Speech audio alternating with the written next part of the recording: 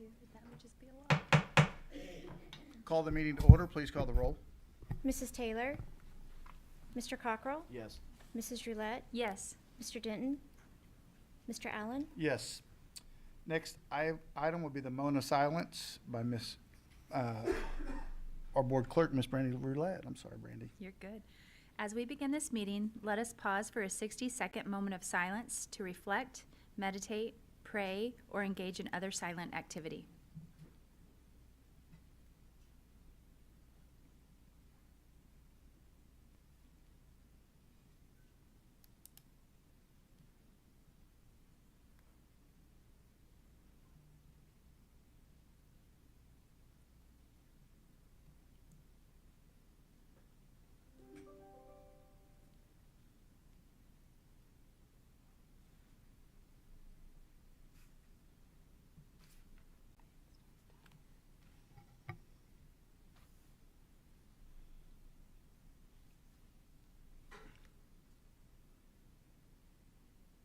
Thank you. Next item will be the Pledge of Allegiance, to be led this evening by Tessa Hopkins, a fifth grader from Liberty Elementary. Come right up here, Tessa. Go right here to the microphone.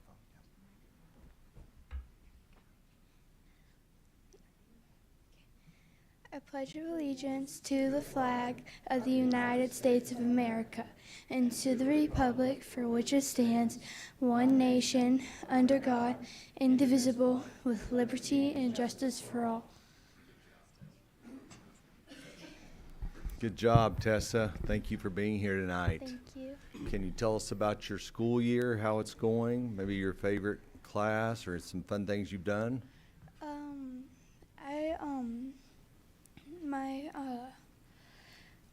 Oh gosh. It's okay. Take a deep breath. What's your favorite subject in school? Reading. Reading. Have you read any good books lately, or what is it? One stand out to you? That I you like can- reading Harry Potter books. Yeah, yeah. Is that your first time to read it? No. No, I didn't think so. Been doing it. Are you involved with any clubs or anything at your school, or help out in any way? I used to be in safety patrol. Safety patrol, that's good. That's awesome. I used to be in safety patrol too. back in the 5th grade. Where are you going to middle school next year? I'm pretty sure Anita Ridge. All right. Well, that's exciting. You looking forward to that? No. After you're there a couple days, you'll think this is the greatest thing ever, and I wouldn't want to go back to elementary. You'll enjoy it. You will. You have any special guests here tonight? Yeah. Do you want to introduce them? Sure. What's their name, Tessa? Who's with you? Tell us who's with you tonight. My mom, my dad, and my brother and sister. All right. Mom, Deborah. Well, Tessa, you did an awesome job. Can I get a picture with you up here? All right.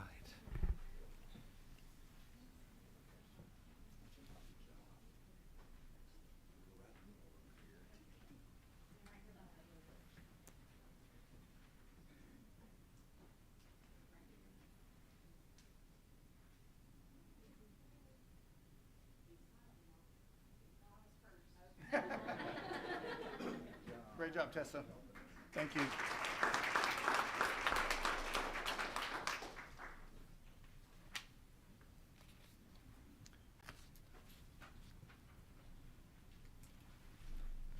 Next item will be the approval of the board meeting minutes from October 14th. Any discussion? Make a motion to approve? I'll second. Motion is second. Please call the roll. Mr. Cockrell? Yes. Mrs. Roulette? Yes. Mr. Allen? Yes. Next item. Mr. Pawpaw. Pape, I'm sorry.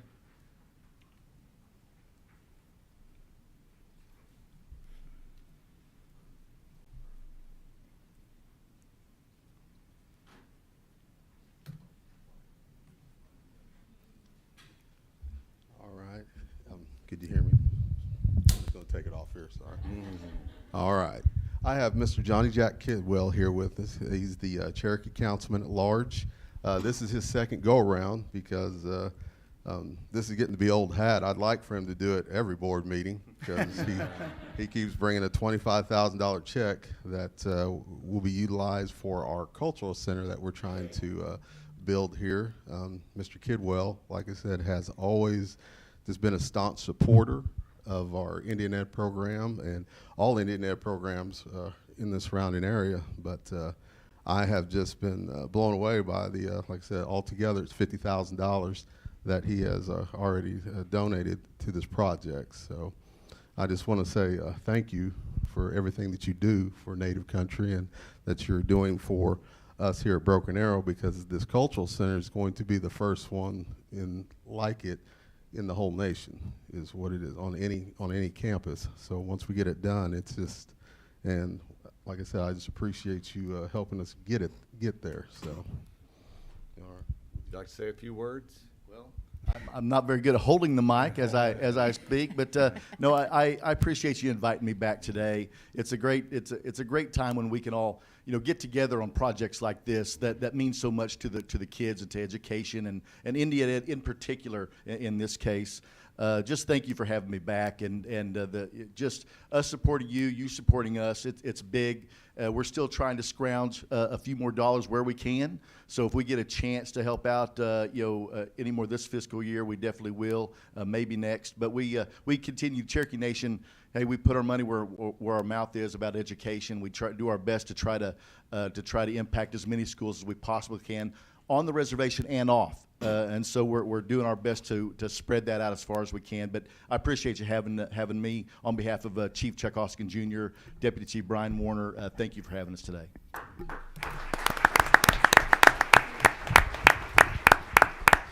Mr. Kidwell, we want to thank you and the nation for your support for Broken Arrow Schools. I know, I don't remember the number, but it's a pretty big number that we received from the TAG money from the nation, and then also from what you guys are doing for this cultural center. And as a Cherokee citizen, I want to thank you myself and the continued support of Broken Arrow Public Schools.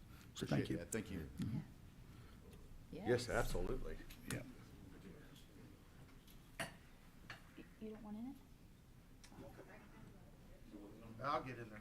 I figured We don't want to shame you into it. Might be able to fit in the picture now. John, we'll still need a motion. Still need a motion.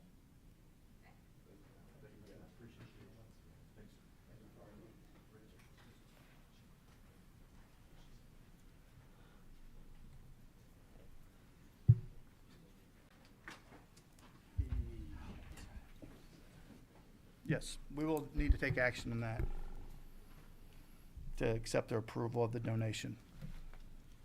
I'll make a motion to accept. I'll second. Motion and a second, please call the roll. Mr. Cockrell? Yes. Mrs. Roulette? Yes. Mr. Allen? Yes, thank you. Next item, Mr. Foreman. Good evening. Good evening. Good evening, President Allen, Superintendent Perry, and members of the Board of Education. It is my privilege and pleasure to be here tonight to recognize the performing arts programs at Broken Arrow High School. Broken Arrow High School was recognized in early October at both the national and state levels with amazing honors. The National Federation of State High School Associations named Broken Arrow High School as the Performing Arts School of Excellence, making BA only the 9th high school in the nation to receive such an honor. In the same day, the Oklahoma Secondary School Activities Association honored the high school with the inaugural OSSAA Performing Arts School of Excellence, making it the first high school in the state to receive such an honor.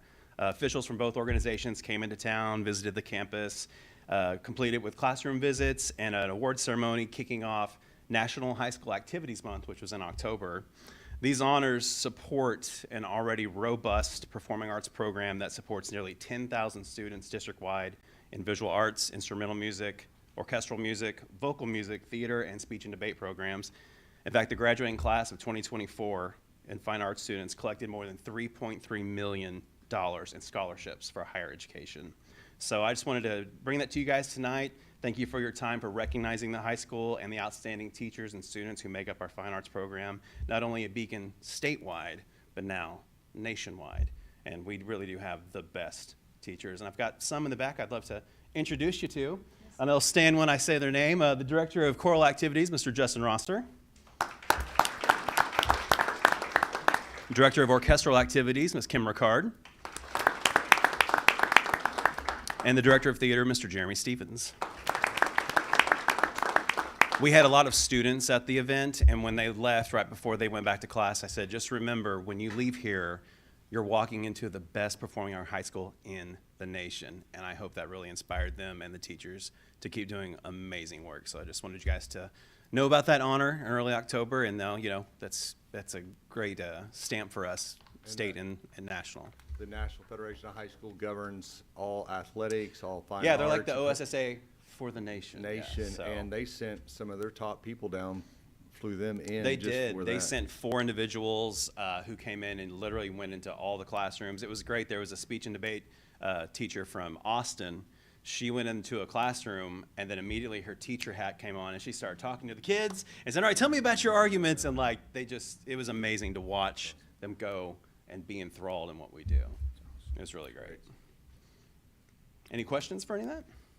No, just thank you. Yeah, Awesome. appreciate it. Thank all of you for what you do. It's exciting to watch the excellence that you guys put out each year, and it's awesome. I know I'm on a board of trustees at a college, and all they talk about is, hey, tell us how Broken Arrow does it. Tell us how Broken Arrow does it. Get your butt down there and ask them.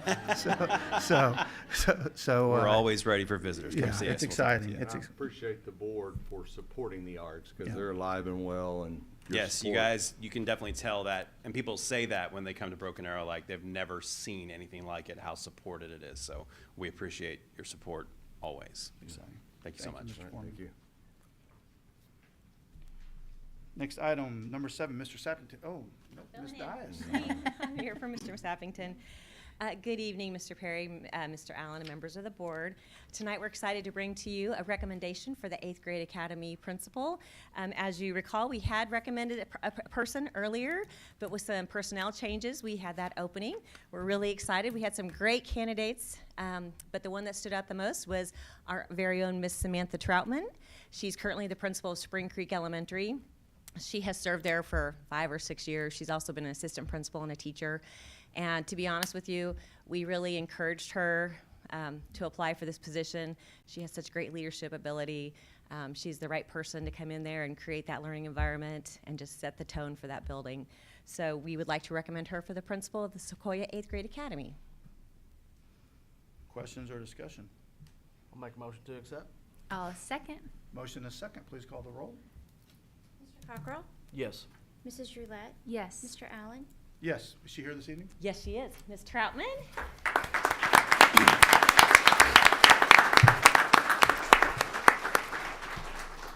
Floor is yours. Thank you for this opportunity. I really think that it's super exciting to go build something and create something wonderful for the students.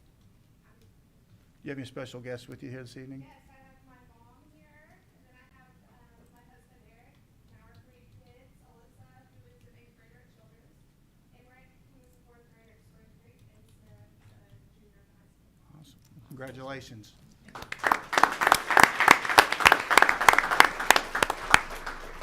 Ms. Dias. Okay, so I also have another recommendation for an assistant principal at Broken Arrow Freshman Academy. As you know, this opened up when Ms. Silva was named the principal of Freshman Academy, and tonight we'd like to recommend Ms. Ashley Seeley for that position. Ms. Seeley is coming back to us. She was a teacher here in the past at Options Academy, did a great job. She left for an administrative opportunity in Sapulpa for about 5 or 6 years, and we've been trying to get her back here, and this is the perfect fit. So we'd like to recommend her for that position. Any discussion? I'll make a motion to accept. I'll second. Motion is second. Please call the roll. Mr. Cockrell? Yes. Mrs. Roulette? Yes. Mr. Allen? Yes. Is she here this evening? Yes, she is. Congratulations. Welcome back. Thank you for having me back. I really appreciate the opportunity to come back home and work back here in VA. My family is not with me tonight, but my husband and my 2 kids, they're eating dinner and getting ready so that we can go to the band performance Oh, tonight. great. Because we're big band supporters. We've got a lot of kids from our church that are part of the band, and we like to go and support anything that our church kids are doing. But I'm just really grateful for the opportunity. Thank you. Who is your favorite 7th grade world geography teacher? She was a great student back then, and So you said the band, that's at 7 o'clock tonight, right? Yes. 7:30? Yeah. Oh. Perishable Deal. good to take and get in for free. So we probably need to hurry. Congratulations and welcome back. Okay, number 9, Mr. Perry, next item. yes, would like to take the time tonight to discuss our hybrid calendar committee and give you an update on that. This is just an information item and update to you and the public about an opportunity that we're looking at in the district. To start off, I really want to emphasize that we have not made a decision on this. I've been asked that a lot. Have you already reached a conclusion? We have not. We are really going through a process that we feel like needs to be transparent to our community, to our teachers, to our parents, and let them see a kind of a new way to do school. It's something that's a little bit outside the box for a district our size, but we've got to be progressive and stay on the cutting edge of things, and I think this is something that will be worth looking at as we move towards whether the committee will make a recommendation to the board in February. To start out, in the first place, why are we looking at a hybrid calendar? I want to really again, talk about the teacher shortage that we have here in the state of Oklahoma. This is nothing new that we've discussed as a district, and we've had discussions with the board in the past couple years about a hybrid or 4-day week because of the teacher shortage, and looking at some districts around us that have are doing this currently, and you cannot get a teacher out of those districts. So I think it's very important that the why is emphasized. This is not to save money. This is not to save transportation or utility costs. This is truly to recruit and retain the best teachers in Oklahoma. To just give you a little example of some of the stats that we're dealing with the teacher shortage right now, the number of emergency certifications that we had in the 2021 school year, we had 50 emergency certifications. Today, for the 24-25, we have 124. In 2023, only 700 education graduates across the state from our universities in Oklahoma, and we hired 100 plus teachers that year. So that shows you how desperate we are to increase that pipeline of teachers back into the education field. Less than 5 SPED graduates from our local teaching college last year, and many universities across the state are closing their SPED degree program because there's not enough students in it. And this year we started the year with 11 vacant SPED positions that we've had to cover in-house. So that really shows you that we do have an issue that we need to address, and we've got to look inward and look at some creative ways to solve that problem. We have done some things that are not traditional.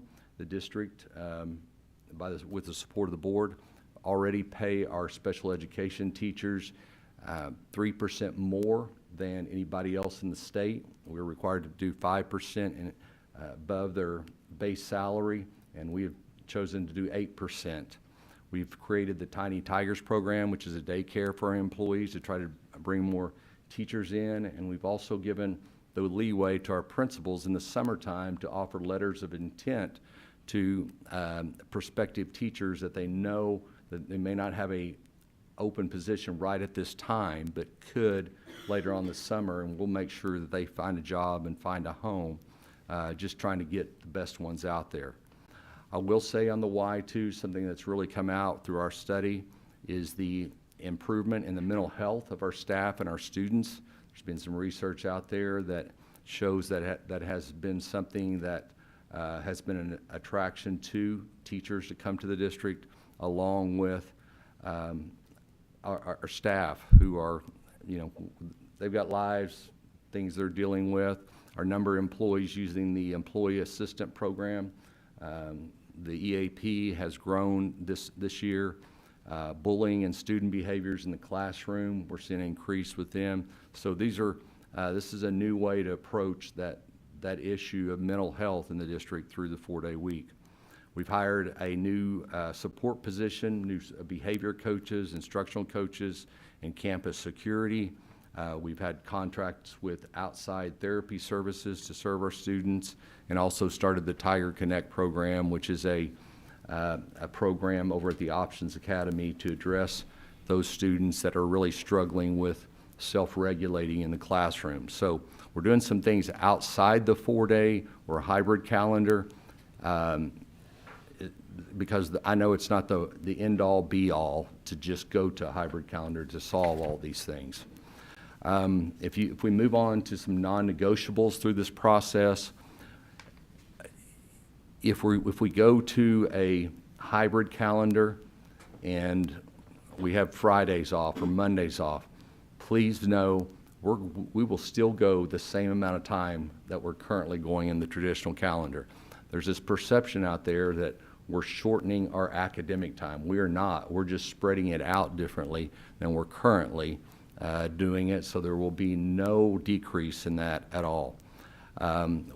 We're still talking about it on a almost daily basis, that this is something that we want to stay consistent and maintain order in schools. There's been some questions from an HR perspective. If we do this, would it reduce pay for a lot of our hourly and support services workers? That is not true. We will preserve the wages that they're making now, and so that they do not drop in pay from an annual basis for moving to this for academic and teacher recruitment reasons. And also there's the arts, like we just talked about, our athletic programs, our clubs and activities. We do not want to hurt that at all, and we're very cognizant of making sure that those are included in this study. The process, which started back in September, included 130 members on this committee. We've had multiple community surveys that have been sent out for us to receive feedback. The committee of stakeholders that are on these committees are breaking up into 6 different groups: elementary education, secondary education, SPED, support services, student activities and engagement, and HR and finance. This committee has consisted of teachers, principals, parents. We've got students on it. We've got community business leaders, because we want their feedback on how that's going to impact the local economy if we have to change the way we're doing school now. So we appreciate all those that are serving on it. Some overall, just a global challenges, and we're going to listen tonight from the subcommittees that are from elementary, secondary, and SPED, but I want to give you some things that we see as challenges and opportunities with the hybrid schedule. Equity and access for all students. We are very aware, and that's a concern. Are we able to still feed students on Friday? Will they receive the services that they've expected in Broken Arrow from our SPED department? Do all students have Wi-Fi at home? What can we do to make sure that if they do want to work on something on a Friday, what does that look like for a family that may be struggling financially to make that happen? Child care availability and cost. We're looking at ways right now to offer some child care services on that day that we would be off in a week, because again, I empathize and concern with those working parents. We have a lot of single parent families out there that this could be a burden on, and we want to offer some solutions to that. The impact of extended school day. We've got some calendars that you will be seeing within the next couple weeks that will look at different ways to do a hybrid calendar, and one of them is extending an already pretty long day, especially for elementary students. So we're looking for some solutions for that. And then just the logistics. want to emphasize we're the 5th largest school district in the state of Oklahoma. The square mileage of Owasso, Jenks, Bixby, and Union can fit inside Broken Arrow Public Schools, so transportation is an issue, and what can we do to, again, make this efficient as possible. Now, along with those challenges, we see some great opportunities in this that I would like to talk about, and again, going to go back to that why of improving the teacher retention and recruitment. We have seen from the research that it does improve attendance for both staff and our students on a 4-day or hybrid calendar. There's been some studies that have shown, some research has shown a decrease in student misbehavior. The students are a little bit more focused, knowing that time is valuable and knowing that they get that emotional mental break at the beginning or end of a week. And another bonus is for families. Everybody is so busy today, running kids to soccer practice and lessons somewhere, and weekends are busy, and so it creates another day for family time together that families could take advantage of. And again, I'm going to go back to the mental health part. That there's some, again, good data out there that it could show that it is a plus for our students to look at some other ways to spend those days. And we want to be a solution for that. We see some great opportunities for tutoring, remediation, intervention services that we could offer on those Fridays that would allow a student to, if they're struggling in a class, to come in, offer some pay for teachers that would like to do some tutoring that right now it's difficult to squeeze in during a 5-day week. We might be able to do test prep on a Friday for ACT for high school students instead of Saturday.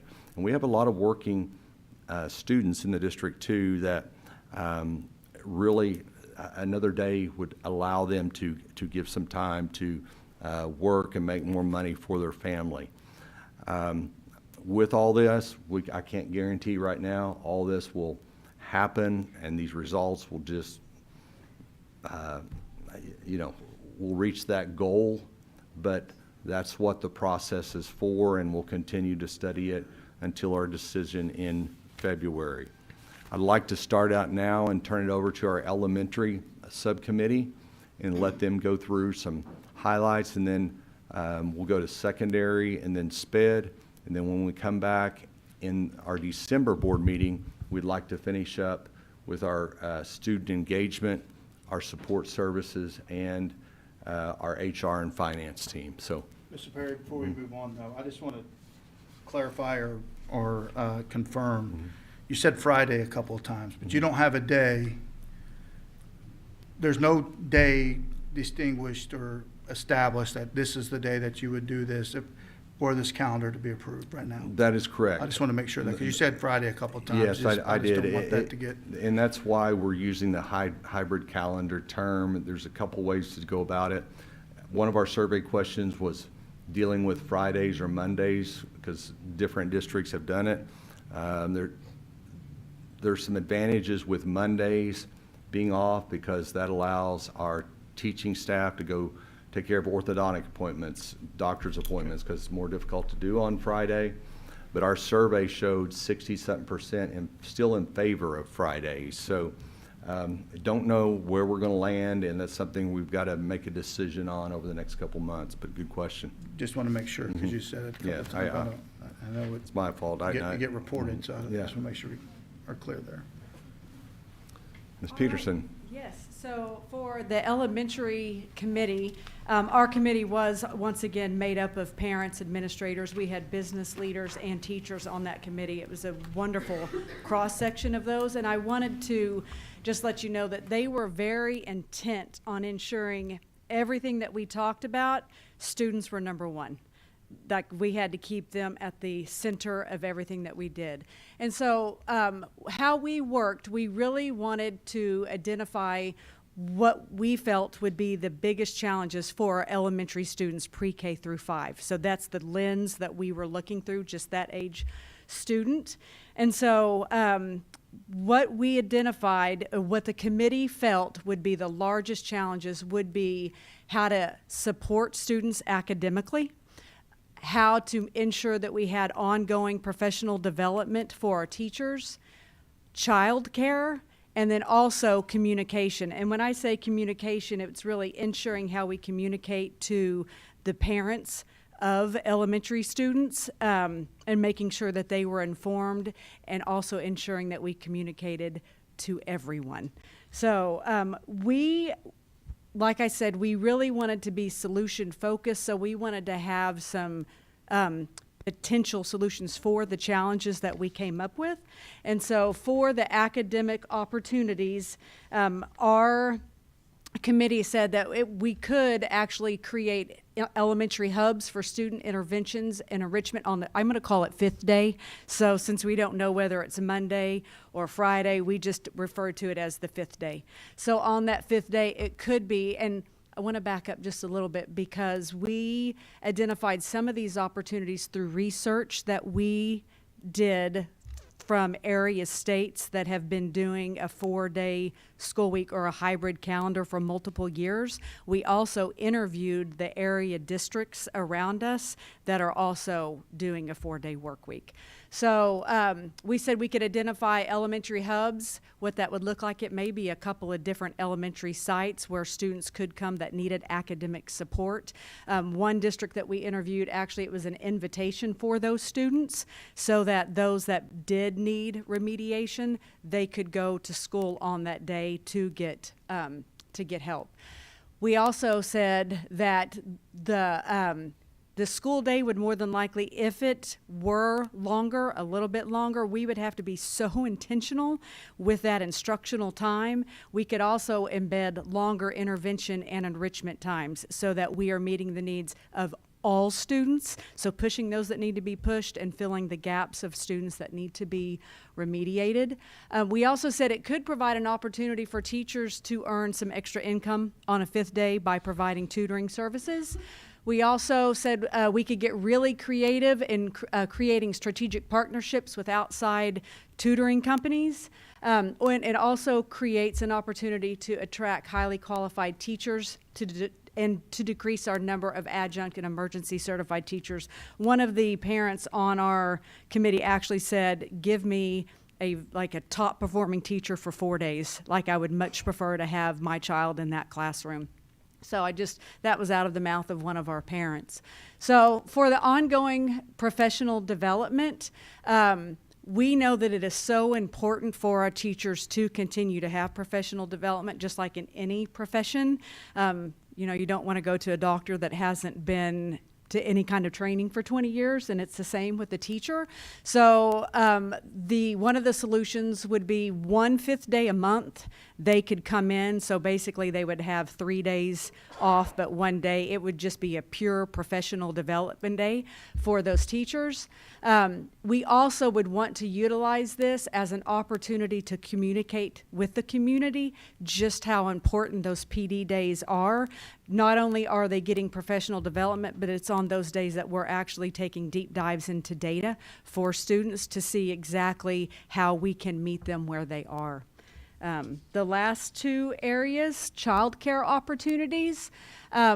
One of the things that we talked about was teachers, and we're not quite sure what the logistics of this would be, but teachers could volunteer to work 1 5th day a month to come in to maybe earn some more, to earn extra income for those students, or it could just be a part of, you have to work 1 5th day so many times out of the year to make sure that our families need childcare. I will say though, every district that we spoke with said within a year, childcare was a non-issue, which we were really surprised, but I do think that does need to be stated. And we spoke with 3 districts in Oklahoma, and then we researched 4 out of state, and it was the same out of all 7 of those districts. We said there could be the potential of an expansion of our before and after school care program. One district did this, and I thought this was an amazing thing, is they actually offered a babysitting course for high school students, and then high school students on the 5th day provided childcare or babysitting, so it offered an opportunity for our high school students to actually earn some money on that 5th day watching students. And then we also said that it would also be a great opportunity for some of our district clubs to, or our district clubs to lead camps, whether it could be an athletic camp, a fine arts camp, a STEM camp, that could be led by our high school students. So just an opportunity there. And on the communication, one of the parents had said, if we brand it well, like how can we do more before? Just really making sure that we're really intentional with that, and that we need to make sure we have a clearly defined why on how it could benefit students. And so we just wanted to make sure that everything that we did was about finding solutions to any barriers that our community may have. And I think that's such a good point, because, you know, we're saying to recruit and retain the best teachers, but at the end of the day, we want our students to win from this. And we can spend a lot of money on curriculum and programs, but nothing will make a greater impact in that classroom than a great teacher, that somebody's passionate about their profession, that they know their craft, they know their curriculum, but they also have that ability that they love students, they love pouring into student lives, and really are going to inspire them to be the best version of themselves. Awesome. Any questions? You know, Mr. Perry gave us some numbers about non-certified or emergency certified. Yes, sir. On some of your research and that you all were doing, these other districts, how many non-certifieds or emergency certifieds did they have versus the standard certified teacher? Was there a percentage difference, or? I don't have numbers, Mr. Allen, but I can tell you one district that we talked to that was a neighboring district basically said, Broken Arrow, you can't do it, because if you do, you're going to take our highly effective teachers, because some of the only reason they're going to a neighboring district is because it is 4-day. And he had made the comment, it was a superintendent, in that I only hire effective teachers, because if you're ineffective, I have a line of teachers waiting. And so I can try to get some of those numbers for you, but I don't have them off the top of my head. I'd just be curious to know what those, Yeah. what they look like in comparison to our district. Okay. And I had something, you had mentioned that it was interesting that after a year, the childcare wasn't, because I know that that's a big barrier, at least in the minds of our littles, you know, our parents with littles.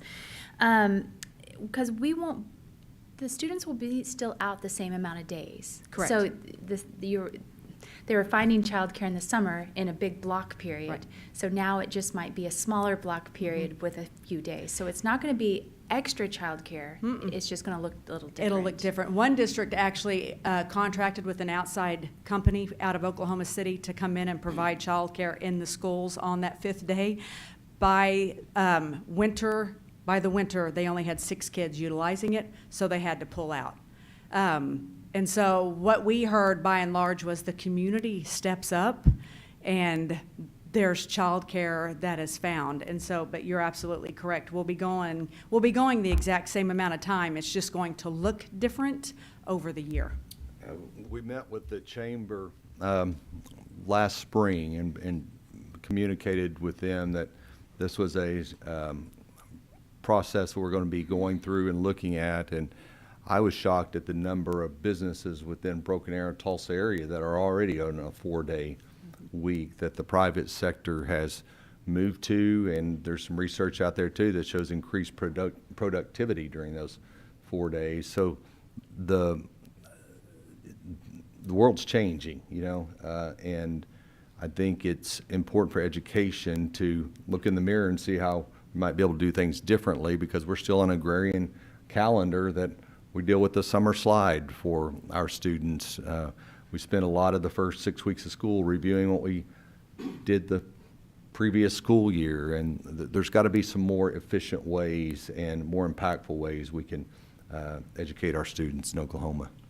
So obviously, childcare is a hurdle and a challenge. Yes, sir. And we don't want to put any burden on any one of our families in Broken Arrow. But the positive is to be able to attract the highly qualified teachers was actually going to increase the educational experience for our kids. Is that That's kind of what correct. you're finding out? Yeah, that's exactly what we're finding out. And I want to say something too to the mental health. One of the teachers on our committee said if we did actually go to a 4-day week, it would actually give me a weekend because they are spending Saturdays at school preparing for the week. Because in your contract time, if you truly want to meet the needs of all 20 to 27 students in your class, it takes longer. And so that's what she had just said. I will actually have a full week. And I have to mirror something that Mr. Perry had actually said.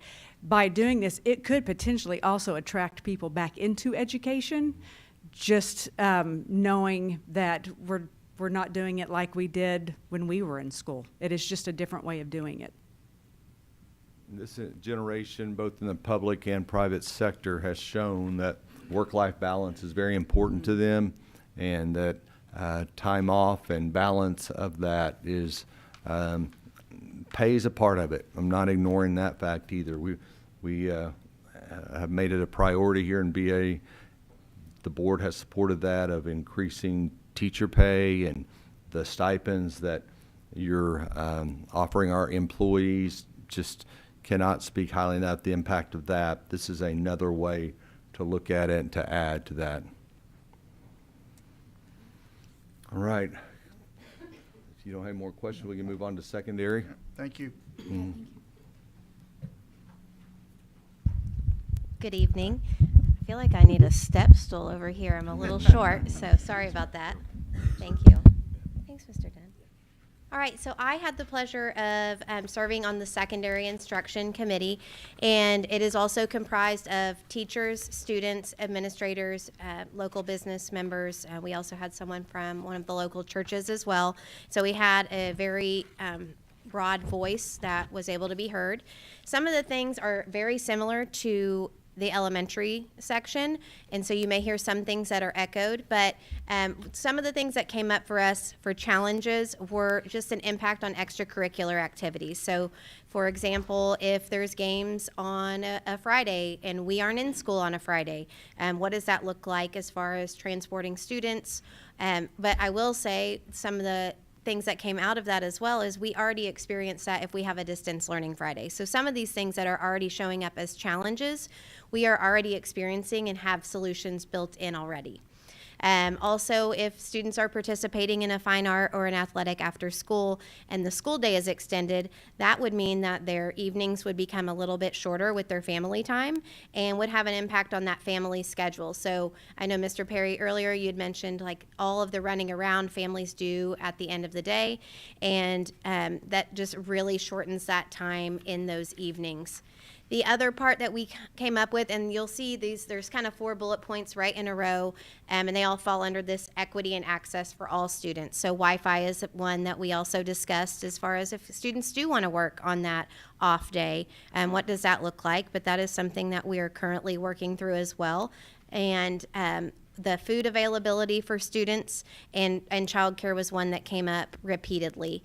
And some things, if we could go to the next slide, the opportunities, and I'm going to start kind of at the bottom, was the student who is on our committee is one that actually said, hey, this would be a great opportunity for us as leadership students to give back to Broken Arrow and serve to work or volunteer to help with childcare on those off days.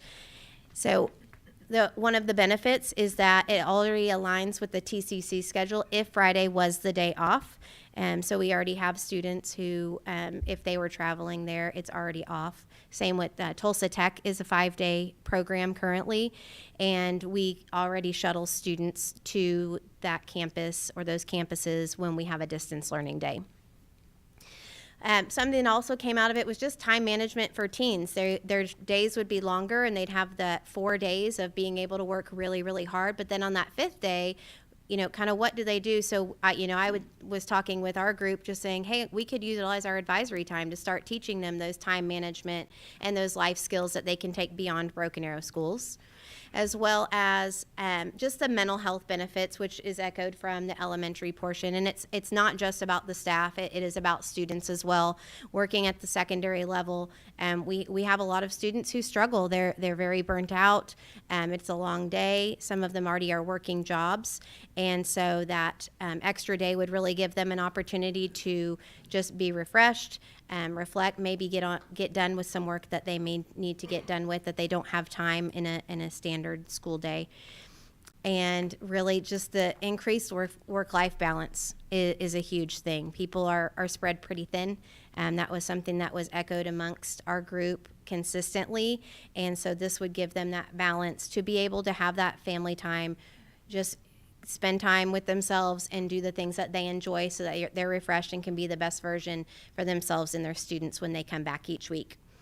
And then to echo what Ms. Peterson said, we also discussed the extra academic supports and individualized tutoring. So maybe that's the teachers are able to come in on that 5th day and provide some academic tutoring, or maybe it is the students in NHS or leadership students in STUCO that could pour back into our students who do need more individualized support, so that we make sure that they are successful along their path with Broken Arrow. Do you guys have any questions? From the academic side, you know, we hear where our state ranks in the nation in academics. Have you all seen any negative impact from a hybrid / 4-day from academic performances going lower, or does it have a bearing? Some of the research I found was a little inconclusive. So some of it said it was a benefit, but it focused more on the mental health side, not necessarily on the academic side. And some of the research was the counter opposite. It said that we did see an increase, primarily with secondary students we saw an increase, but to be quite honest, our group did not spend any time on the elementary section since we were tasked with doing research on the secondary section. There was a, I believe, 5-year longitudinal study out of Missouri that showed that it did not have any negative impact on their test scores after those districts that they stayed the same as they were in the past, so it did not negatively impact it. Any other questions? All right, special education. Thank you. Thank you.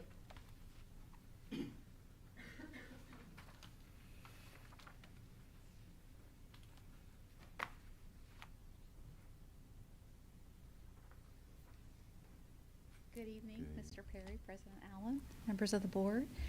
I want to echo what Jennifer said about our committee in terms of who was at the table. We had parents, community leaders, teachers, administrators from pre-K through 12. So we really had a great group who was, like Jennifer said, very invested in the committee.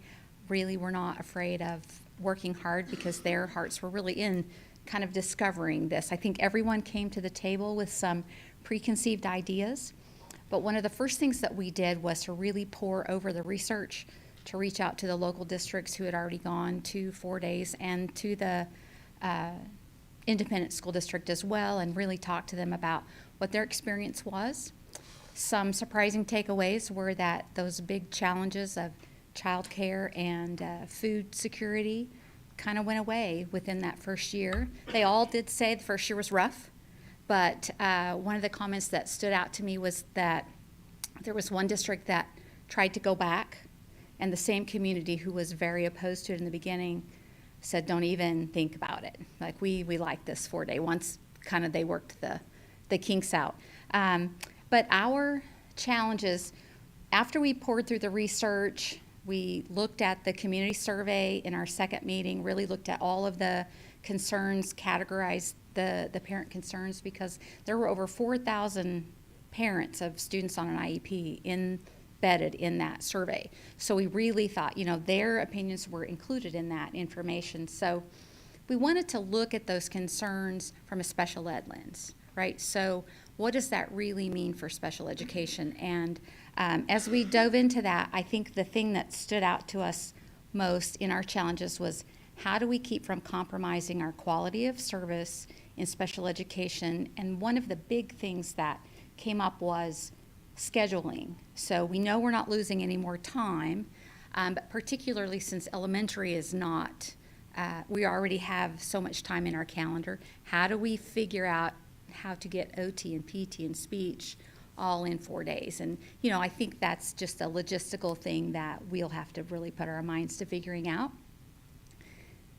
Meeting our academic goals in the same fashion. One of the things that was brought up in that light was, how do we have the time with teachers so that we can empower them to help students reach their academic goals? Because in our world, we have so many different types of curriculum, so many different levels where each type of teacher requires specific training on curriculum and that kind of thing. And then childcare hits a little different for special education, right? So when you think of childcare for an average second grade student, that's really kind of easy. When you think of a 16-year-old pervasively autistic student, or a student with complicated medical needs and that kind of thing, childcare looks different. And so that, I think, really stood out in our committee as a concern. Like, how do we really provide that type of support for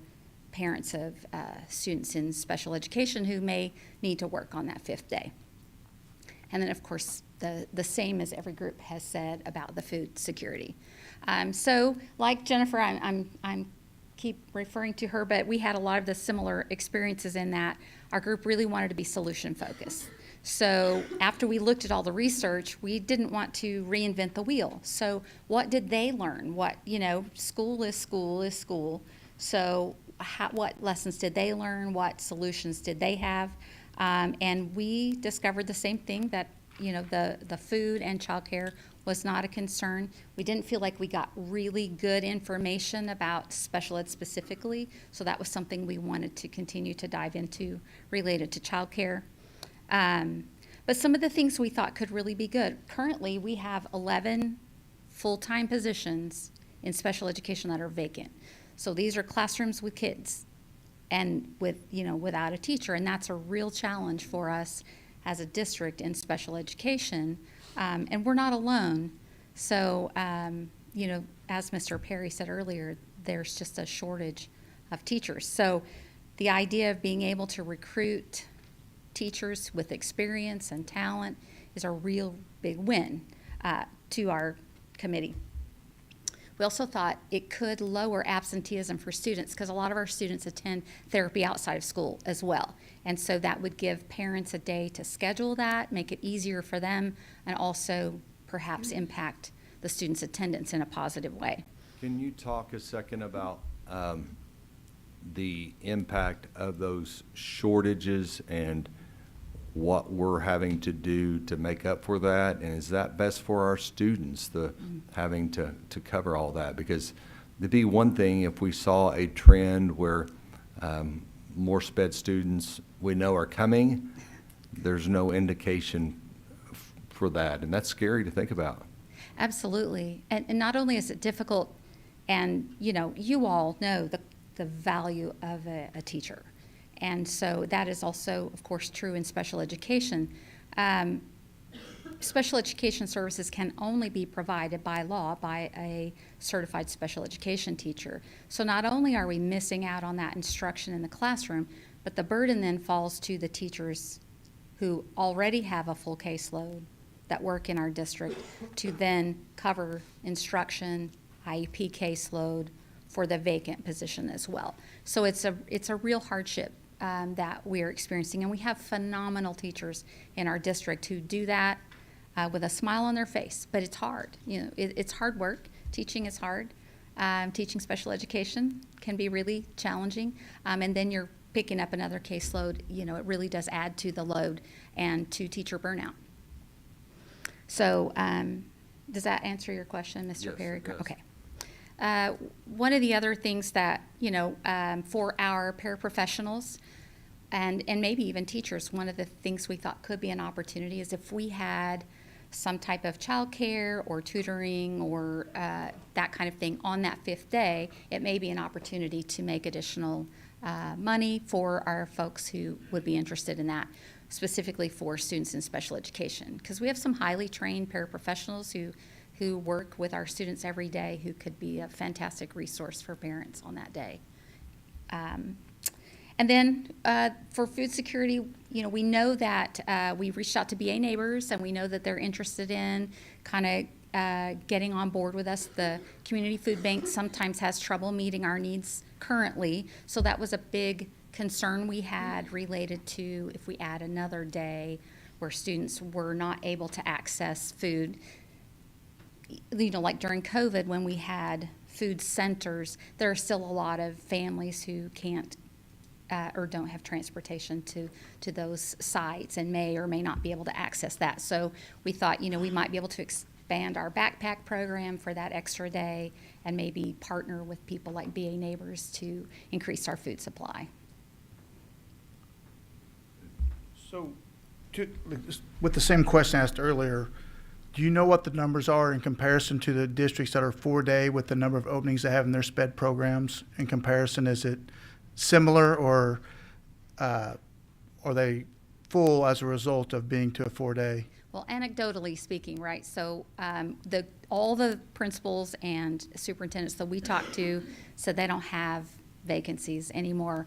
One of the local 4-day districts, they said, you know, I used to interview with committees, but then as teachers got harder to find, I had to stop because folks in the committee would be particular about hiring teachers, and so I stopped because they're so hard to find. And she said, I've went back to hiring with committees because I have choices.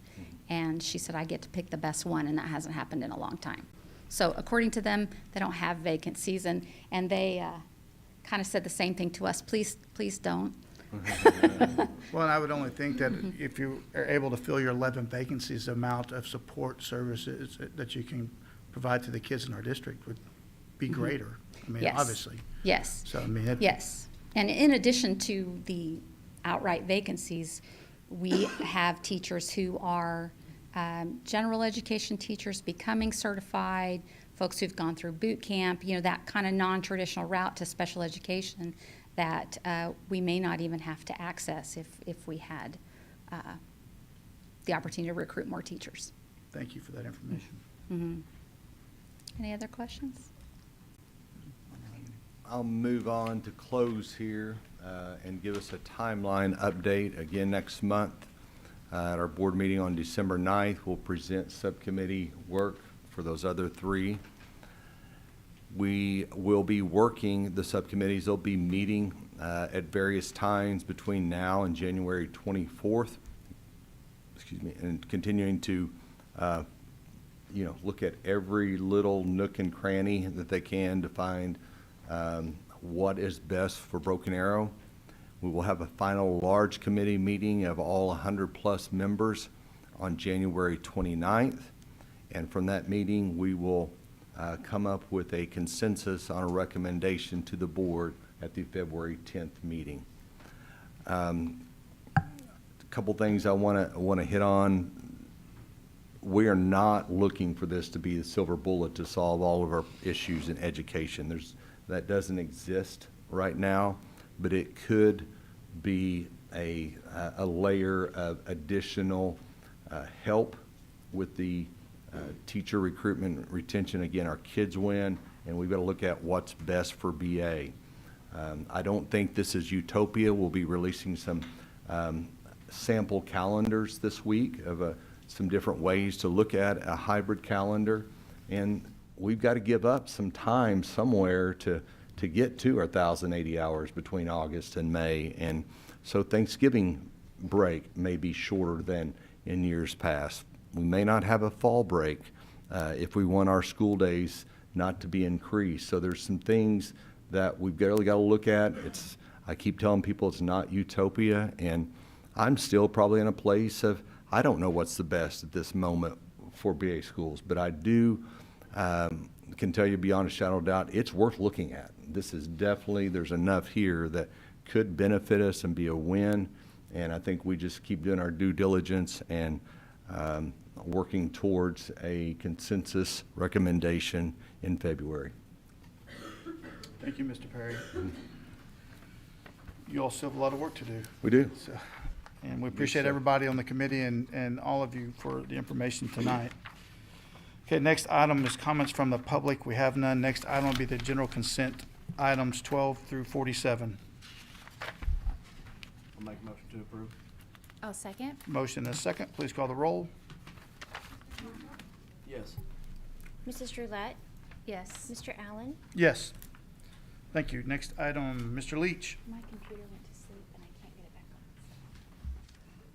on. I don't know the password. Real quick, Mr. Perry, before we move on, will you have this handout online for the public? It'd be great Yes. information. Thank you. Thank you. Go ahead, Mr. Leach. Thank you, sir. Good evening. Tonight, I recommend for your approval contracts for the fine arts renovation, since it's the best one in the nation. And assign the construction contracts to Flintco, and to approve or disapprove the amendment to the construction management contract, establishing a new guaranteed maximum price, or GMP, in the amount of $3,827,672, and to authorize the Director of Construction Services to approve or disapprove changes to the trade contracts within the GMP. All bidding was conducted pursuant to the Oklahoma Competitive Bidding Act, and the cost of the district will be paid from November 23 bond funds. Questions or discussion? Make a motion to approve. I'll second. Motion and a second. Please call the roll. Mr. Cockrell, Yes. Mrs. Roulette, Yes. Mr. Allen, Yes. Thank you, Mr. Leach. Next item, Mr. Stecker. Good evening, everyone. I bring back tonight seeking your approval for the second reading of multiple board policies. As you guys know, this has been reviewed by legal. Most of these came from our legislation last spring that was enforced there, so I seek your approval on these tonight. Discussion, questions? Nope. Make a motion to approve. I'll second. Motion and a second. Please call the roll. Mr. Cockrell, Yes. Mrs. Roulette, Yes. Mr. Allen, Yes. Ms. Powell. Good evening, President Allen, Superintendent Perry, and members of the board. I am bringing to you an action item this evening regarding our middle school redistricting project. To go over our PowerPoint, just to touch again on the overview of the redistricting process. We have two primary goals, maintaining small class sizes and then our new Sequoia 8th grade academy opening. Our other priorities are to balance the middle school sites, develop the contiguous boundaries, continue to look at development growth and projected growth, and then evaluate our boundaries annually. We are constantly looking at our boundaries. So evaluating them, really sitting down and talking through them every year, and having possible modifications more often every 2 to 3 years is likely in our future. Again, wanting to maintain those smaller class sizes. We have right now in our middle school classrooms 100 over 30 students in a classroom. So it's important that we work to remedy that. Based on our parent forum and feedback that we received that evening, we did make a small change to our proposed map. So this is the new proposed map here. This is, if approved, what our new middle school boundaries will look like. In red are all of the new developments across the district. And the impact, our numbers changed a little bit with the change that we made in the proposed map. Students affected, 872. The total households, 762. Total 8th grade students that will be affected are 280. 7th grade students, 284. And 6th grade students, 308. Any questions? Ms. Powell, on your data that you all had went over, are you guys able to put on your maps, like, because I know you shared some of this with subcommittees, though, the actual projected number of home starts and kind of reason why you have to go through this, well, they can see that large number that's out there. I mean, it was a huge number that why you need to do it now versus wait till they're all built at one time, and also address current class size. So I Absolutely. think it'd be helpful if the community knows those numbers. and Absolutely. reason why for that.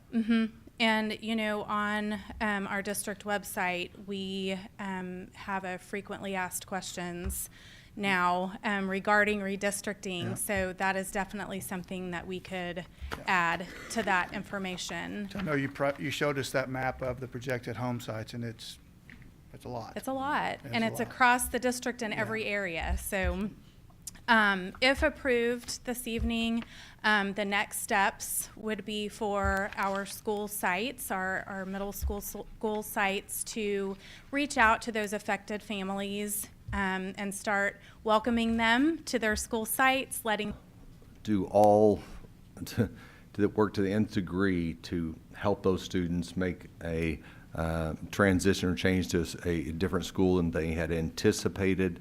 But with our growing community, I think this is going to be a fact of life within Broken Arrow Public Schools every several years of what we can do to make sure our schools remain safe and class sizes are manageable, where teachers can teach and students can learn. And I also want to give you credit to you and your team for holding the forum, and you listened to parent concerns and you went back and made made a change based upon the feedback. And I think that's important, that we're listening to community and we're able to do all the suggested feedback, because again, we've got to do what's best for the globally for the district, but I appreciate you looking at that.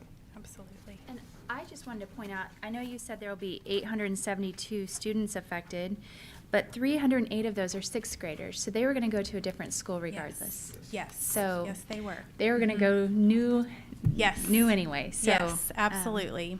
And I know, you know, one of the things that came up in the parent forum were the transfers. And unfortunately, we don't have local control over intra-district transfers anymore. A law or a bill was signed into law this past summer, and intra-district transfers are just like open transfers, and they're based on capacity. And so we're not able to make those concessions. And again, if we did, then we wouldn't be able to redistribute this growth. Thank you very much. Any other questions? Make a motion to approve? I'll second. Motion second, please call the roll. Mr. Cockrell? Yes. Mrs. Roulette? Yes. Mr. Allen? Yes. Next item's new business. We have none. Next item is number 52, to move an executive session to discuss matters involving a specific handicapped child, student A, pursuant to Oklahoma Statute 25-307B 6-4. 6-7, sorry. I'll make a motion to move to executive session. I second. Motion and second, please call the roll. Mr. Cockrell? Yes. Mrs. Roulette? Yes. Mr. Allen? Yes.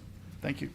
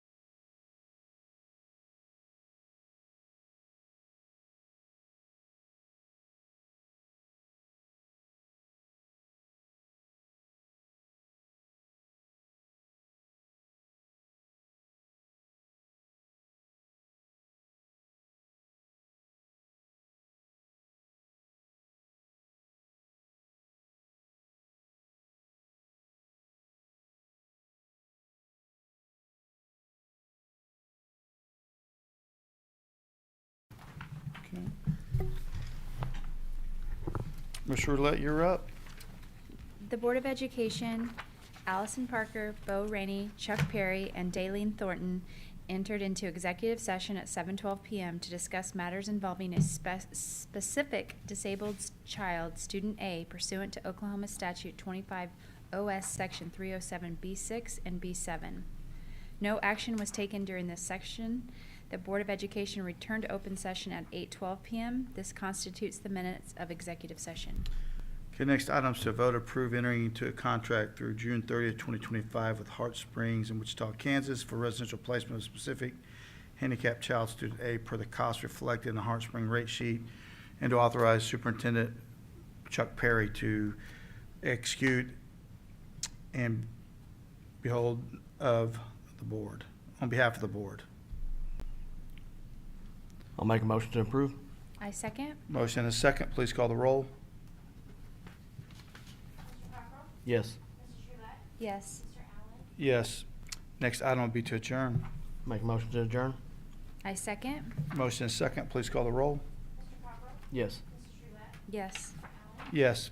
Thank you.